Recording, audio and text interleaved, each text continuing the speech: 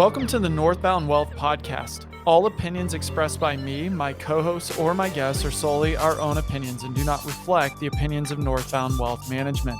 This podcast is for informational and educational purposes only and is not intended as personalized recommendations or fiduciary advice.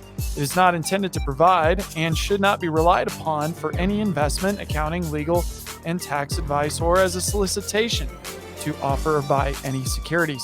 Clients of Northbound Wealth Management may maintain positions in the securities discussed in this podcast.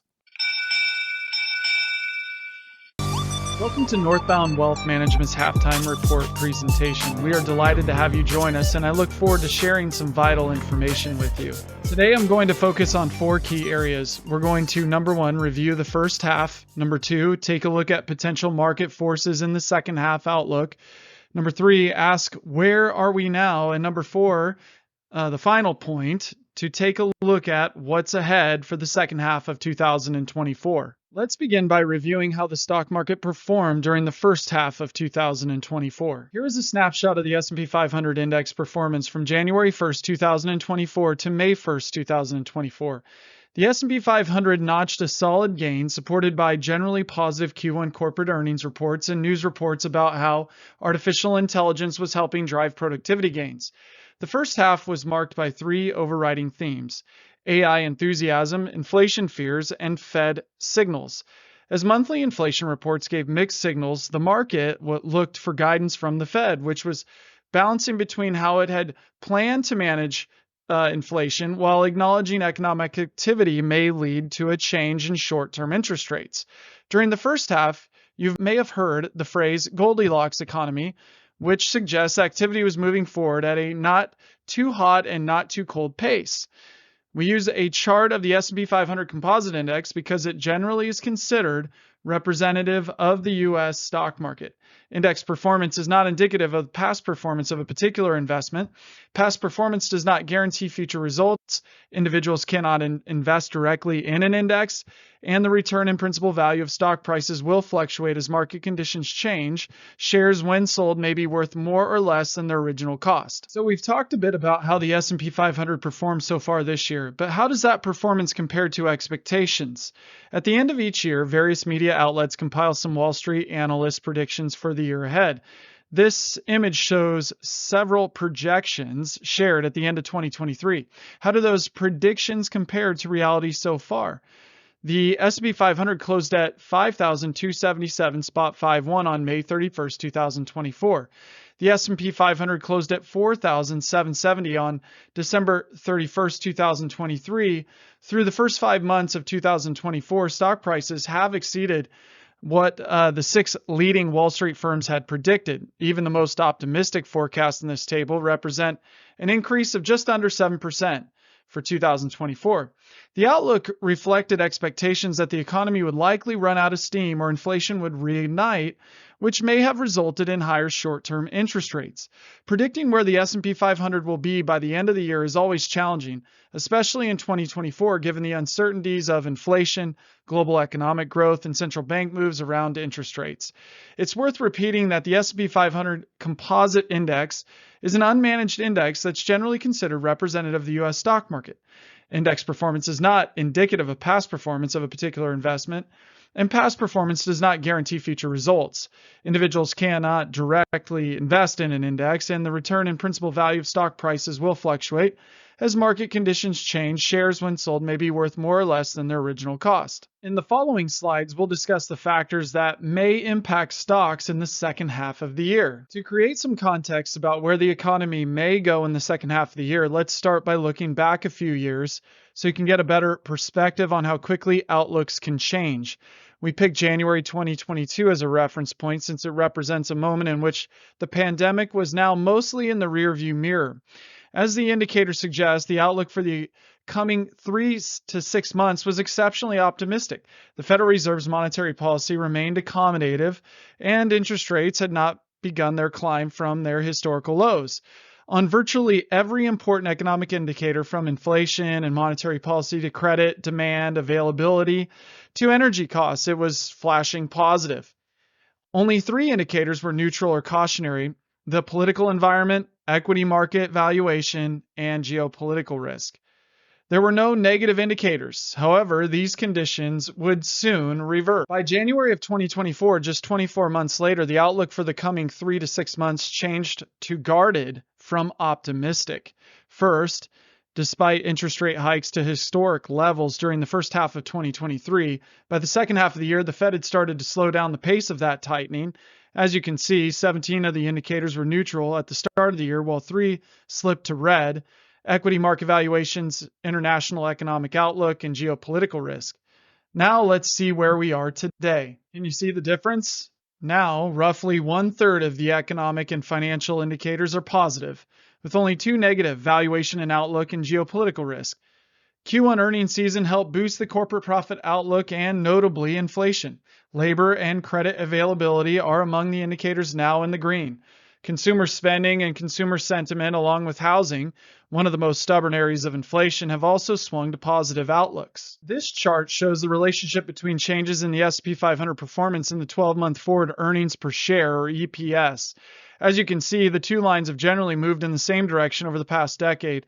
Because the stock market is a discounting mechanism reflecting what investors believe the economy will look like 6 to 9 months in the future, stock prices can at times change more quickly than earnings growth.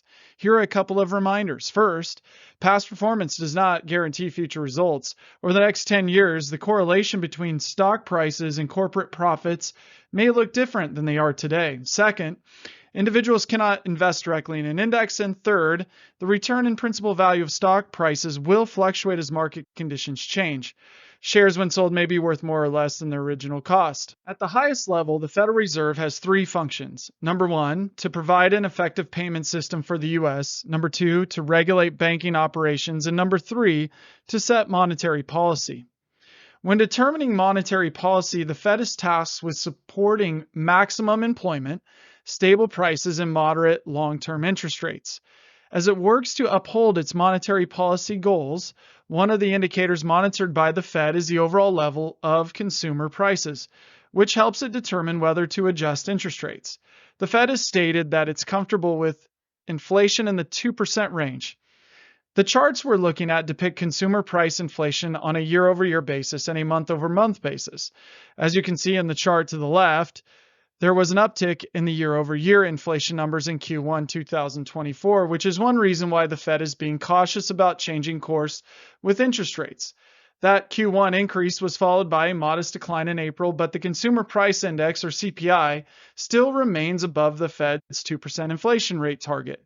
Expect the Fed's decisions on monetary policy to continue to influence the financial markets through the second half of 2024. The labor market continues to demonstrate its resilience despite questions about the economy. This vitality has provided important support to the market since having a job is foundational to consumer spending, which helps drive economic growth.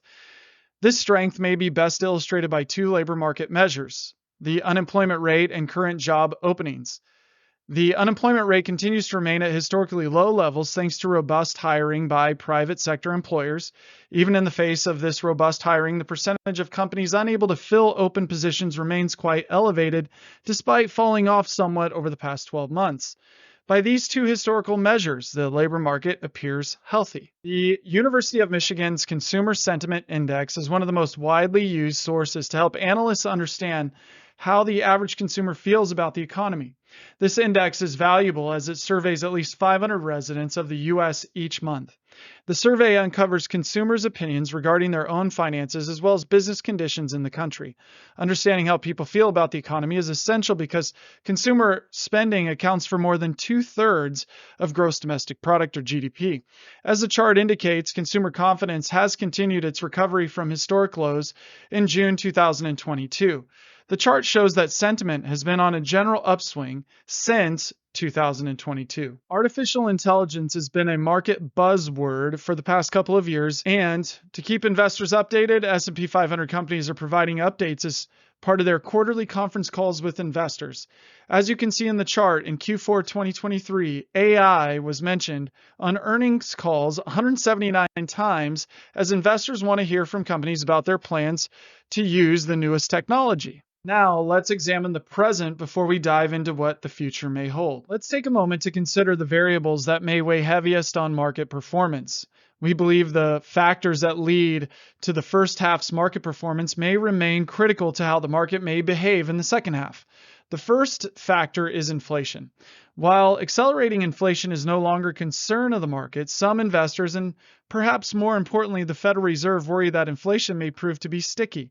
At these elevated levels, if inflation remains where it is presently, then it may influence the Fed's decision on short-term rates.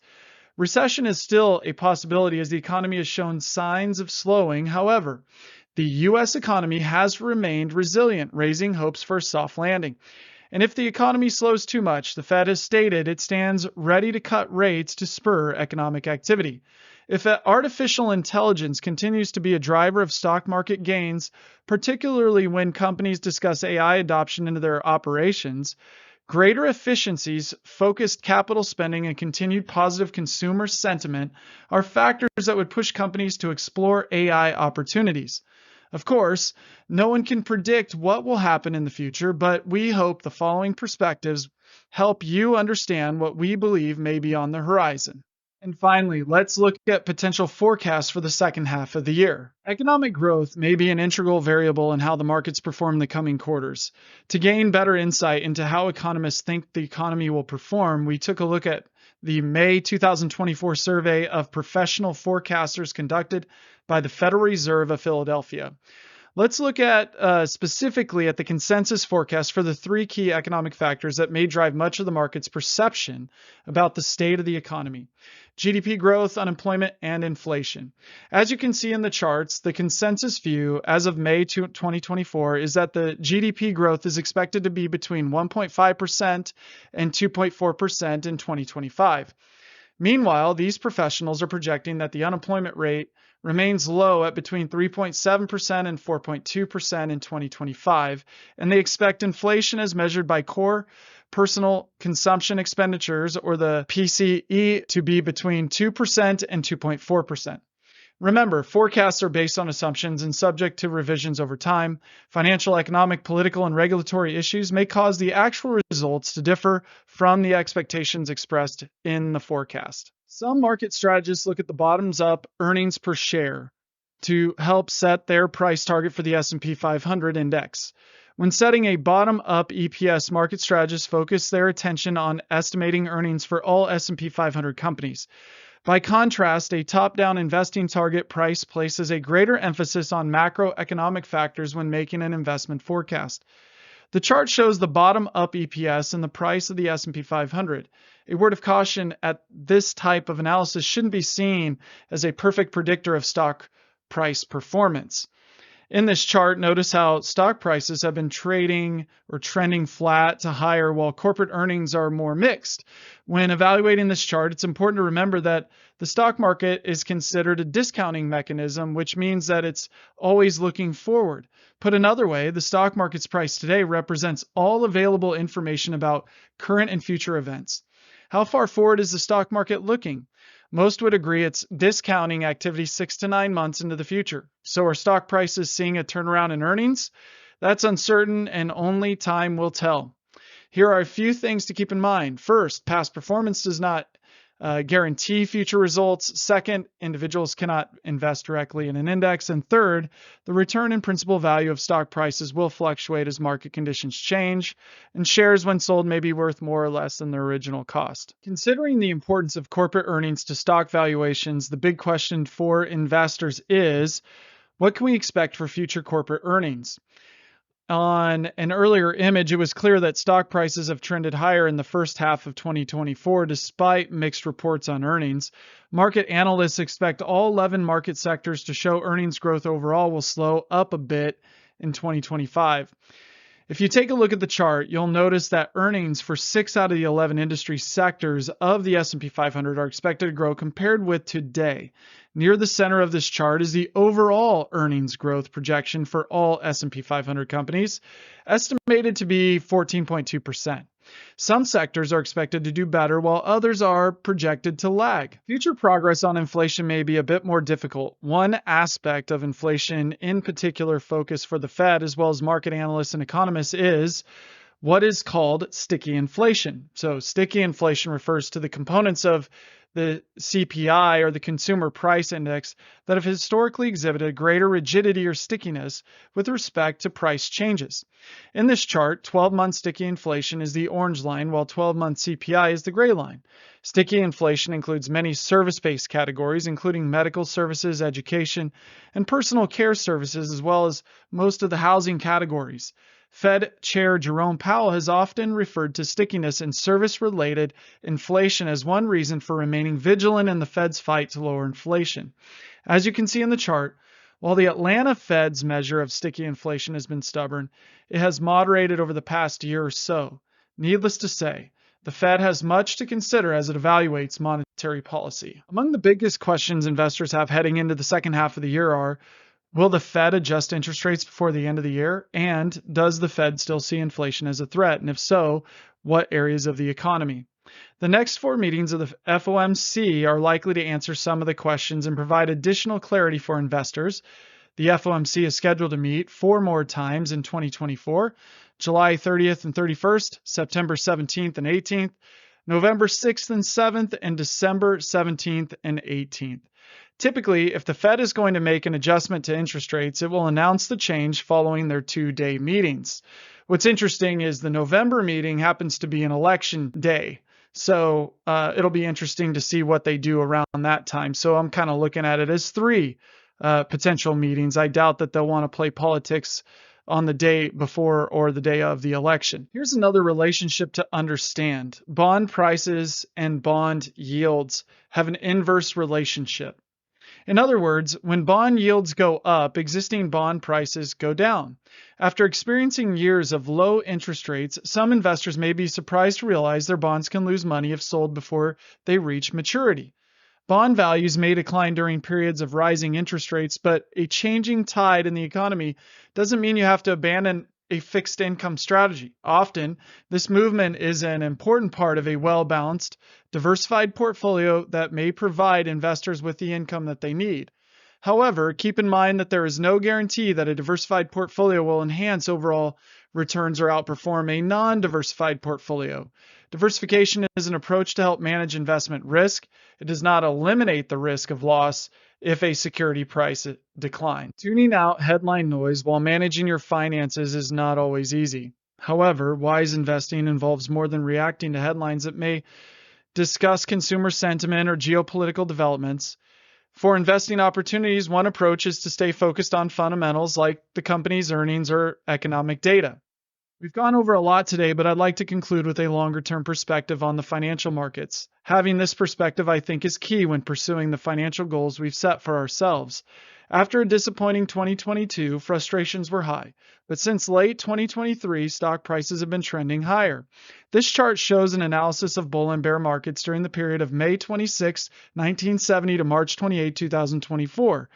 Here we see the average bull market lasts nearly 76 months. On the other hand, the average bear market runs a little over 15 months. As we can see above, the rewards of a growing and innovative economy often go to investors with the discipline to remain invested over the long term. Remember, investing involves risks, and investment decisions should be based on your own goals, time horizon, and tolerance for risk. The S&P 500 is an unmanaged index that's generally considered representative of the U.S. stock market. Index performance is not indicative of past performance of a particular investment, and past performance does not guarantee future results. Individuals cannot invest directly in an index. The next point I'd like to convey is a cautionary one on the temptation of getting caught up in exciting new investment themes. This chart illustrates such exuberance happens from time to time. As you can see, faddish themes have occurred fairly frequently since 1970s, when gold rallied higher only to trend lower. These trends can develop in broad markets like Japan and Asia in the late 1980s and 1990s, or they can form in certain asset sectors, such as internet or biotech companies. The enthusiasm for artificial intelligence, or AI, started in late 2022 and continues to grow today.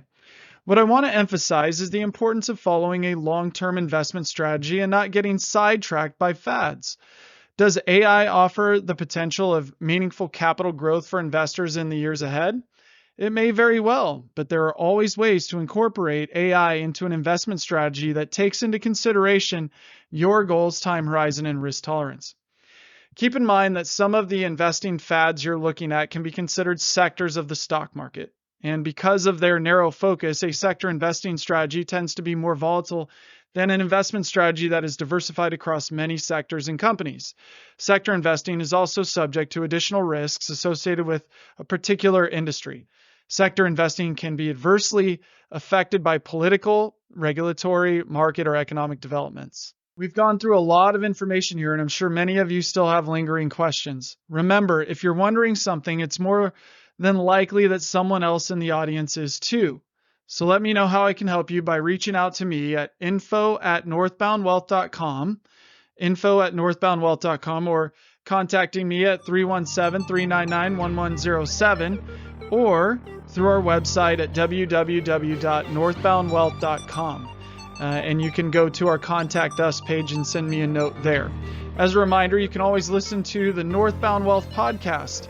It's updated weekly on Apple, Spotify, YouTube, or anywhere you listen to learn more about market insights and personal finance information. Thank you so much for your time today. As you can tell, I'm passionate about helping you understand the markets. For more information and timely updates, please follow us, Northbound Wealth, on social media and contact us anytime. We hope that you enjoyed the details we shared here today, and thank you for watching and thank you for listening. Take care.